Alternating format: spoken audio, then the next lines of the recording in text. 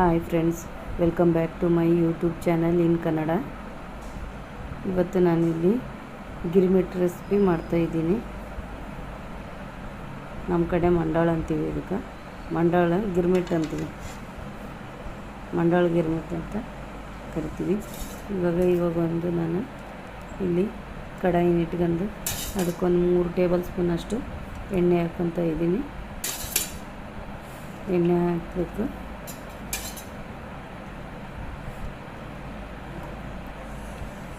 ಇಲ್ಲಿ ಅದಕ್ಕೆ ಬೇಕಾಗಂತ ಈರುಳ್ಳಿ, ಟೊಮೆಟೊ, ಮೆಣಸಿನ್ಕಾಯಿ, ಕರಿಬೇವು, ಜೀರಿಗೆ, ಸಾಸಿವೆ ಎಲ್ಲ ಎತ್ತಿಟ್ಕೊಂಡಿದ್ದೀನಿ.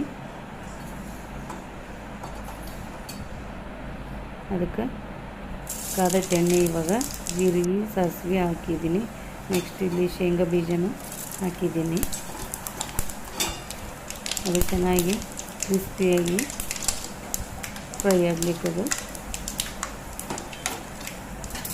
ಇವಾಗ ಫ್ರೈ ಆದ ನಂತರ ನಾನಿಲ್ಲಿ ಹಸಿಮೆಣಸಿನ್ಕಾಯಿಯನ್ನು ಹಾಕ್ತಾಯಿದ್ದೀನಿ.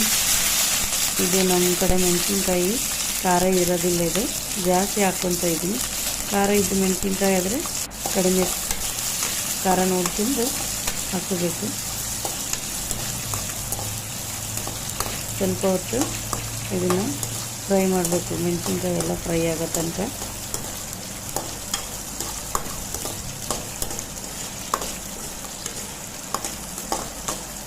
ಒಂದು 2 ನಿಮಿಷ ಹಂಗೆ ಉರಿಬೇಕು. ಅದಾದಮೇಲೆ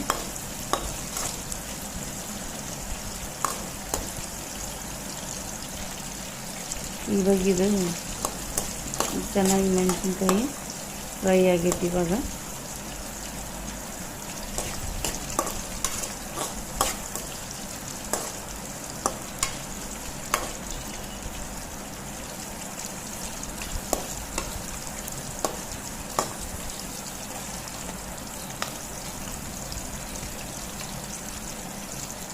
ಇದು ಚೆನ್ನಾಗಿ ಫ್ರೈ ಆಗೈತಿ. ಇದಕ್ಕೆ ನಾನು ಇವಾಗ ಇಲ್ಲಿ ಕರಿಬೇವಿನ ಸೊಪ್ಪನ್ನು ಸೇರಿಸ್ತಾ ಇದ್ದೀನಿ.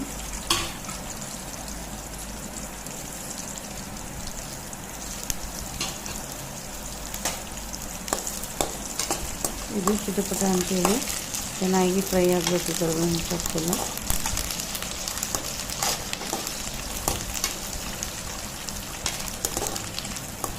ಇದು 10 ನಿಮಿಷದಾಗೆಲ್ಲ ಆಗಿಬಿಡುತ್ತೆ. ಎಲ್ಲ ಮೆಣಸಿನ್ಕಾಯಿ ಎಲ್ಲ ಎತ್ತಿಟ್ಕೊಂಡ್ರೆ 5 ನಿಮಿಷದಾಗ ಆಗಿಬಿಡ್ತಿದ್ದು. ಮಂಡಾಳ ಮಾಡೋದು ಈಸಿ. ನಮ್ಮ ಕಡೆ ಎಲ್ಲ ಇದು ಗಿರ್ಮಿಟ್ ಎಲ್ಲ ಫೇಮಸ್. ನಿಮಗೆಲ್ಲರೂ ಮಂಡಾಳ ಸಿಕ್ಕರೆ ಮಾಡಿರಿ, ತುಂಬ ಚೆನ್ನಾಗಿರುತ್ತೆ. ಯಾವ ಸ್ಟ್ರೀಟ್ ಫುಡ್ಡಿಗೂ ಕಡಿಮೆ ಇರೋದಿಲ್ಲ. ಸ್ಟ್ರೀಟ್ ಫುಡ್ಡಿಗೂ ಇದು ಯಾವ ಚಾಟ್ಸಿಗೂ ಕಡಿಮೆ ಇಲ್ಲ. ನಮ್ಮ ಮಂಡಾಳಿದು ತುಂಬ ಚೆನ್ನಾಗಿರುತ್ತೆ. ಖಾರವಾಗಿ, ಹುಳಿಯಾಗಿ, ಸ್ವಲ್ಪ ಸಕ್ಕರೆ ಹಾಕಿದರೆ ಒಂಚೂರು ಸಿಹಿಯಾಗಿಯೂ ಇರುತ್ತೆ. ಬೇಡ ಅನ್ನೋರು ಸ್ಕಿಪ್ ಮಾಡ್ಬೋದು, ಬೇಕಿದ್ದರೂ ಸಕ್ಕರೆ ಕೂಡ ಹಾಕೋಬೋದು. ಮೆಣಸಿನ್ಕಾಯಿ, ಕರಿಬೇವೆಲ್ಲ ಫ್ರೈ ಆದಮೇಲೆ ನಾನಿಲ್ಲಿ ಈರುಳ್ಳಿನ ಸೇರಿಸ್ತಾ ಇದ್ದೀನಿ.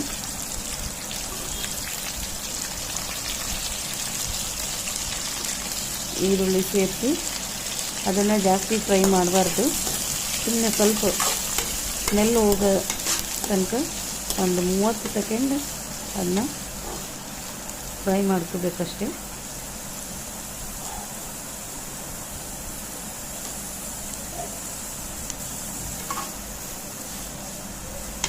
ಅದು ಫ್ರೈ ಆದರೆ ಮಂಡಾಳ ಚೆನ್ನಾಗಿ ರುಚಿ ಅನಿಸಲ್ಲ. 30 ಸೆಕೆಂಡ್ ಅಷ್ಟೇ ಫ್ರೈ ಮಾಡಬೇಕು. ಅದನ್ನ ಫ್ರೈ ಮಾಡಿ ನಾನಿವಾಗ ಉಪ್ಪು ಸೇರಿಸ್ತಾ ಇದ್ದೀನಿ. ಅದಕ್ಕೆ ರುಚಿಗೆ ತಕ್ಕಷ್ಟು ನೀವು ಹಾಕ್ಕೊಳ್ಳಿ.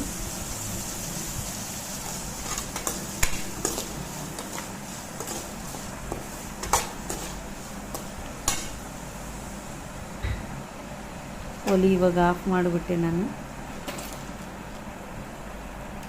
ಇದಕ್ಕೆ ಮಸಾಲೆ ಪುಡಿ ಸೇರಿಸ್ತಾ ಇದ್ದೀನಿ. ನೀವು ಚಾಟ್ ಮಸಾಲ ಅದೆಲ್ಲ ಸಿಕ್ಕರೆ ಹಾಕ್ತೀರಿ. ನಾನಿಲ್ಲಿ ಬರೀ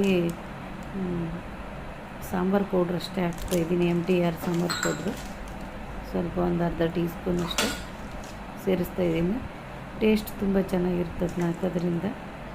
ಚಾಟ್ ಮಸಾಲೆ ಇದ್ದರೆ ಒಂದು 1/4 ಟೀ ಸ್ಪೂನಷ್ಟು ಹಾಕೋರಿ. ನಾನಿವಾಗ ಒಲೆ ಆಫ್ ಮಾಡಿದ ಮೇಲೆ ಮಸಾಲೆ ಹಾಕ್ಕೊಂಡು ನಂತರ ಇದಕ್ಕೆ ಟೊಮೆಟೊನ ಹಾಕ್ಕೊಂಡು ಮಿಕ್ಸ್ ಮಾಡ್ತಾಯಿದ್ದೀನಿ. ಒಲೆ ಆಫ್ ಮಾಡಿದ್ದೆ ಯಾವಾಗಲೇ. ನಂತರ ಇದಕ್ಕೆ ಮೊದಲು ಹಾಕ್ಬೇಕಾಗಿತ್ತು ಅರಿಶಿನ, ನಾನು ಮರೆತು ಆಮೇಲೆ ಹಾಕ್ತಾಯಿದ್ದೀನಿ. ಒಲೆ ಆಗಲೇ ಆಫ್ ಮಾಡಿದ್ದೀನಿ. ನಂತರ ಒಂಚೂರು ಸಕ್ಕರೆ ಹಾಕ್ತಾಯಿದ್ದೀನಿ. ಅದಷ್ಟು ಹಾಕಿಲ್ಲ ನಾನು, ಸ್ವಲ್ಪ ಜಾಸ್ತಿ ಆಗುತ್ತೆ ಅದು, ಚೂರು ಹಾಕ್ಕೊಳ್ಳಿ. ಅದರಲ್ಲಿ ಸ್ವಲ್ಪ ಹಾಕಿದ್ದೀನಿ ನಾನು. ಇವಾಗ ಒಂದು ಅರ್ಧ ನಿಂಬೆ ಹುಳಷ್ಟು ಹಿಂಡ್ತಾ ಇದ್ದೀನಿ ಹುಳಿಗೆ. ಅದು ಸರಿಯಾಗಿ ಹಿಂಡಿರಲಿಲ್ಲ, ಅದಕ್ಕೆ ಇನ್ನೂ ಒಂದು ಹೋಳಲ್ಲಿ ಇನ್ನೊಂದು ಚೂರು ಹಿಂಡಿದ್ದೆ ನಾನು. ಹುಳಿಗೆ ನೋಡಿ ರುಚಿಗೆ ನಿಮ್ಗೆ ಎಷ್ಟು ಬೇಕು ಅನಿಸುತ್ತೆ ಅಷ್ಟು ನಿಂಬೆಹಣ್ಣು ಹಿಂಡ್ತೀರಿ.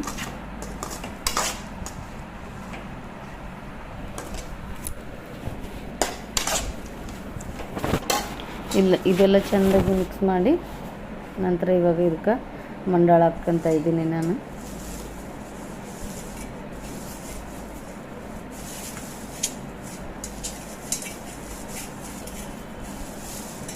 ಚೀಲದಲ್ಲಿ ಸರಿಯಾಗಿ ಬಿಚ್ಚಿರಲಿಲ್ಲ, ಅದು ಜಲ್ದಿ ತಕ್ಕನಕ್ಕೆ ಬರಲಿಲ್ಲ. ನಾನು ಒಂದು 2 ಬಟ್ಲು ಆಗೋಷ್ಟು ಮಂಡಾಳ ತಗೊಂಡಿನಿ ಇಲ್ಲಿ.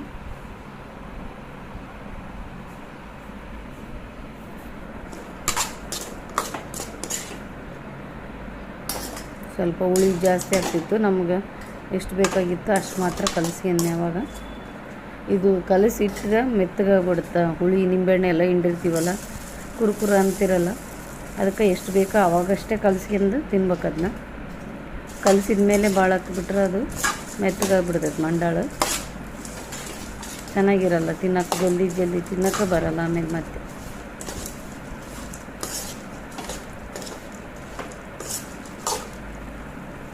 ಇದನ್ನೆಲ್ಲರೂ ಒಂದು ಸಲ ತಪ್ಪದೆ ಟ್ರೈ ಮಾಡಿ ನೋಡಿ, ತುಂಬ ಚೆನ್ನಾಗಿರುತ್ತೆ. ಇದು ಹುಳಿ ಜಾಸ್ತಿ ಅನಿಸ್ತಿ. ಮತ್ತೊಂದು ಸ್ವಲ್ಪ ಮಂಡಾಳ ಹಾಕ್ಯಂದು ನಾನು ಇವಾಗ ಕಲಿಸ್ತಾ ಇದ್ದೀನಿ.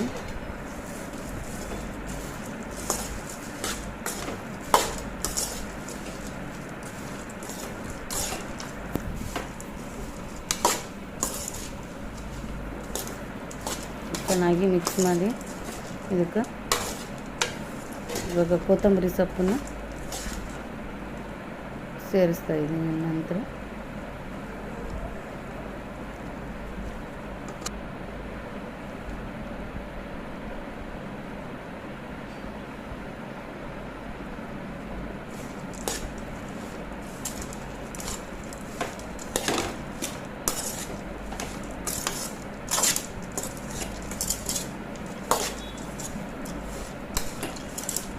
ಇಷ್ಟು ಚೆಂದಕ್ಕೆ ಅದನ್ನ ಮಿಕ್ಸ್ ಮಾಡಬೇಕು. ಮಿಕ್ಸ್ ಮಾಡಿದರೆ ನಮ್ಮ ಮಂಡಾಳ ಇವಾಗ ರೆಡಿಯಾಗಿದೆ. ತುಂಬ ಚೆನ್ನಾಗಿರುತ್ತೆ. ನೋಡಿದ ಎಲ್ಲರೂ ಲೈಕ್ ಮಾಡಿ, ಶೇರ್ ಮಾಡಿ, ದಯವಿಟ್ಟು ನಮ್ಮ ಚಾನಲ್ಗೆ ಸಬ್ಸ್ಕ್ರೈಬ್ ಮಾಡಿ. ಇವಾಗ ನಾನು ಇಲ್ಲೊಂದು ಪ್ಲೇಟಿಗೆ ಹಾಕ್ತಾಯಿದ್ದೀನಿ.